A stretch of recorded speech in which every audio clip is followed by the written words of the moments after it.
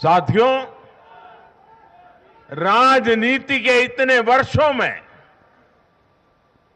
मैं हमेशा भविष्यवाणियों से दूर रहा। मैं कभी वादे वादे और बड़ी बड़ी घोषणाएं नहीं करता हूं। इतने साल हो गए, कभी नहीं करता।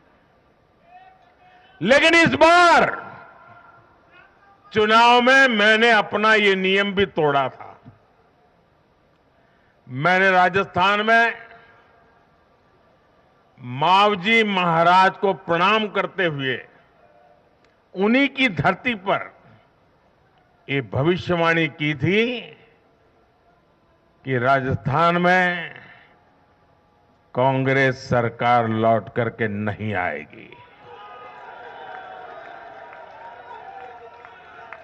मैं भविष्यवेत्ता नहीं हूं, लेकिन मेरा राजस्थान के लोगों पर भरोसा था, वहां की जनता पर भरोसा था। और आज हम नतीजे देख रहे हैं।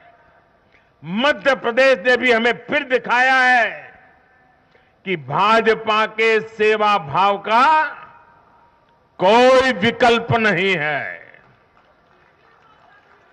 2 दशक से वहां भाजपा की सरकार है और इतने वर्षों के बाद भी भाजपा पर भरोसा लगातार मजबूती हो रहा है।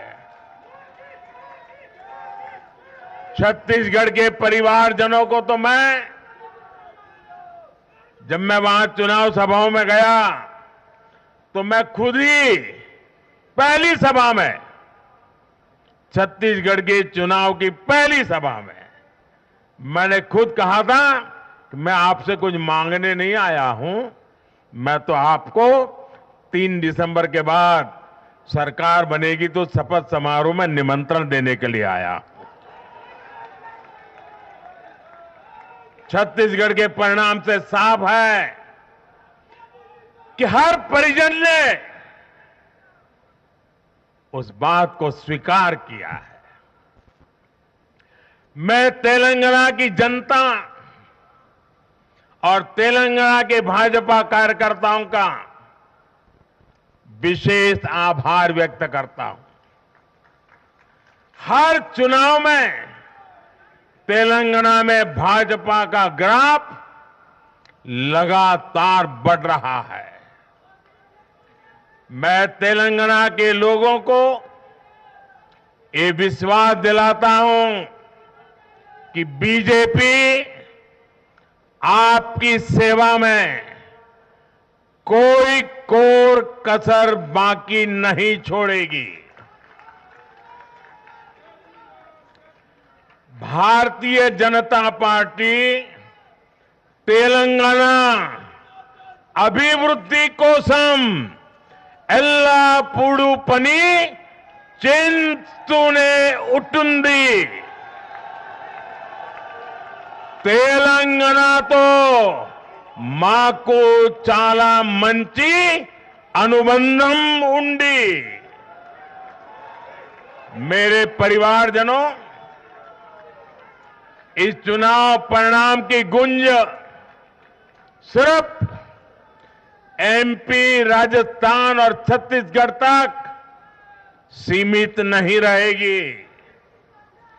इन परिणामों की गुंज दूर तक जाएगी। पूरी दुनिया में इन चुनाव परिणामों की गुंज सुनाई देगी। ये चुनाव परिणाम भारत के विकास पर भरोसा, दुनिया के भरोसे को और मजबूती देगा। ये चुनाव परिणाम दुनिया भर के निवेशकों को भी नया विश्वास देगा। भरोसा ये कि आजादी के अमृत काल में विकसित भारत का जो संकल्प हमने लिया है, उसे जनता जनार्दन का लगातार आशीर्वाद मिल रहा है।